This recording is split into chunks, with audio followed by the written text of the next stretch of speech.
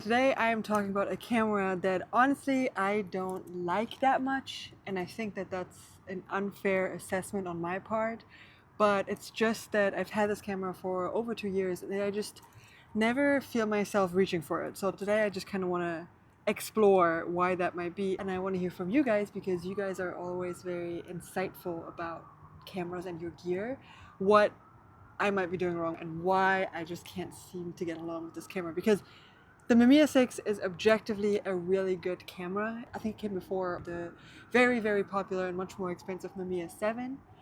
And this is a great camera. It's an amazing camera. And it's probably just my own fault that I don't like it as much. We actually shot a lot with it this past week, and I'm wondering if this may have changed my mind. I'm getting the scans back tomorrow, so we'll see if those may have changed my mind. But yeah, I just want to talk a little bit about this camera because it's very different to the ones that I usually shoot with. If you have seen my videos before, I personally really like to shoot with SLR, single lens reflex cameras. For example, I made a video about the Spotmatic, and I also made a video about the Mamiya 645. And they are just a little bit of a different shooting style. The Mamiya 6 is a rangefinder, the other ones are SLRs, and I'm just a lot more used to that type of shooting where you look through the lens and you see your image. This is just a little different. So yeah, let me just give a few facts about this camera. This is the Mamiya 6. It was built between the late 80s and early 90s. It's a 120, so medium format film camera. It extends like this. It's actually really, really cool. And there are 3 lenses for it. Let me double check real quick which ones are the lenses for it. Let me see. They're called the G series lenses. There's a 50mm f4, a 75mm f3.5, and a 150mm f4.5, which we have the 150mm lens on this. And I think that that might be part of the issue because I usually like to shoot more in that 50mm range for really classic portraits, kind of your natural field of view, and the 150 is just very close. So the 150 is just a lot more telephoto than what I'm usually used to shooting. So it's not fair for me to say that this is my least favorite camera. It's just that I probably should get the other lenses. I'm thinking that the wide angle lens for this is actually probably the best because one of the great things about the Mamiya 6 is it doesn't have a mirror, it has a leaf shutter, and so when you push this in, this is a small medium format camera. So if you had the pancake lens with it, it would make it like this big. And that honestly makes this a really amazing travel camera. It's just that the other lenses are really expensive, and so that's why we just got the 150mm lens. And we keep talking about maybe selling this camera because I just personally don't reach for it for family photo shoots or weddings or anything. But it seems that before we can do that, we really have to try the other lenses just to be fair to the camera. So yeah, maybe we'll have to do that. Just put a little bit more money into it and just test it out. Because I can't see this being a great travel camera. Just because it honestly would, if you have like a little bag or something, I think it would fit in there because of this situation. So yeah, the fact that it's a rangefinder, I think that might be what I just can't really get the hang of maybe. Because for me, the focusing is very slow. I think it takes a lot of practice to, first of all, with this lens, the field of view or like your little square that you're trying to line up, it's tiny. And I like to shoot with a wide aperture, so it takes me such a long time to set up a shot, and that's just not really, it doesn't really work very well for my personal workflow. Once again, with a different lens that might look different. But at the same time, it seems that if you get out of your own head a little bit and shoot at a less wide aperture, like maybe around 8 or even 11, I think it gets a lot more enjoyable to shoot with. It's just that for me personally, that's not necessarily my style, even though I'm trying to expand my style a little bit, but it's just harder for me to integrate it into my flow when I'm shooting with a 645 or the Spotmatics or any other SLRs, honestly.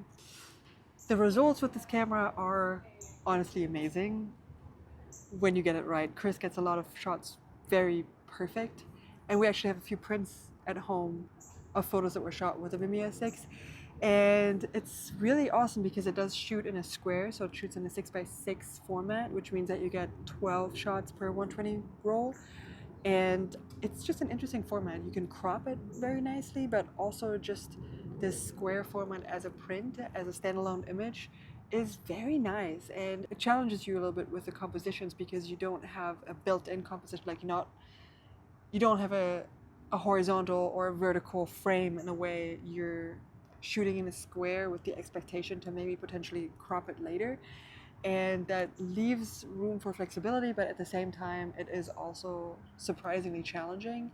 Another reason why I think I'm having a little bit of issues learning this camera. But yeah, 12 shots per roll, it's really not as bad as maybe like a 6x9, which I do want to try a 6x9 format, but that just seems very expensive. One thing that's really nice about this, that might be nice for weddings or anywhere, anytime you need to be a little bit quiet, it does have an essentially totally quiet shutter. Um, so, for example, the Mamiya 645, you are very loud with that. No matter what you do, that mirror just slaps really intensely. Not with this one. This one has a leaf shutter, which also means that if you're shooting on a slower shutter speed, you never have that intense shake that you have with a like mirror shutter. So if you're somebody who needs to take advantage of that leaf shutter, this is a really good option. I just also haven't really experimented a lot with that, and I do love softer images. I don't usually mind blur if it's done intentionally, but I have started to notice being drawn to super crisp, super sharp images more and more, and I'm thinking that I need to learn more to shoot in that f8, f9, f10 realm. This is a journey for me as well. I'm practicing. Um, Obviously, with film, it's a much slower turnaround on learning new skills, but that's why making these videos is nice, because it is challenging me to do stuff. It's challenging me to just kind of step outside and create things and practice things that I might not otherwise do. So I'm taking this as an opportunity, and I don't think we're going to sell it. I think we're going to hold on to it just a little bit. I just want to make sure that I don't judge this camera too harshly, because I am judging it very harshly, and I want to change that. And I want to get like a few images that I feel very proud of. So these are just my thoughts about this camera. I don't know if it's at all helpful for anyone looking to buy a camera like this, or maybe a different rangefinder. But these are just my thoughts about this specific camera. This really is a camera for when you want perfect images in a way, and I think that my shooting style is more leaning towards the intentionally imperfect, and I'm trying to figure out if that's just like an excuse for not putting more thought into exposing, but I do think that oftentimes the beauty that I see in the images that I am drawn to, that I take, is usually in there's something being off a little bit, if that makes sense. There's just one thing, like either it's that you can't see anything in the shadows, or that the highlights are just like a little bit too much.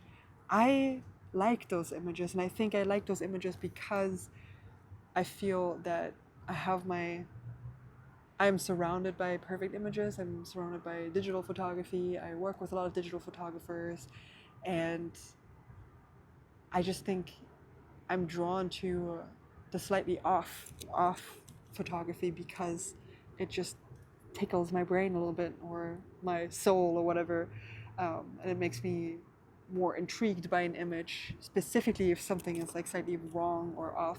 And so for me, when I shoot, I'm shooting for the happy accidents, and not necessarily in a meticulous way to get a perfect shot. And I think that this camera is really good at for people that are methodical and want to get those perfect exposures, perfect edge to edge sharpness. And I think that that's very valuable. Just like I said before, it's not my shooting style. So I have to step out of the box, out of my own little box, in order to appreciate this camera. But I am trying. So yeah. And I do see so many images with this camera that are just absolutely beautiful, specifically the prints that we have. So I think there's hope for this camera and me. And it's just pretty. It's just a great camera, and you can tell that it's built very nicely.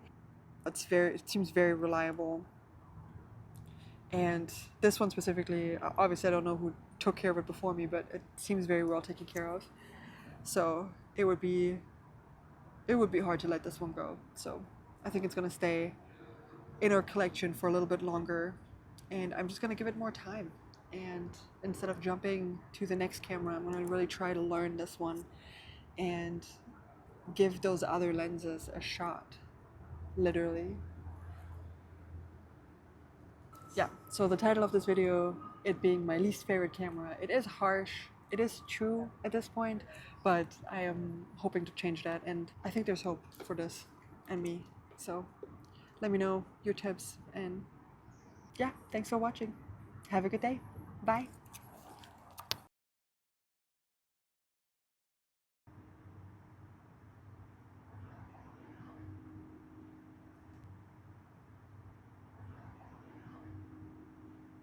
Is this still recording? Recording, recording, recording, recording, recording. Yeah, okay.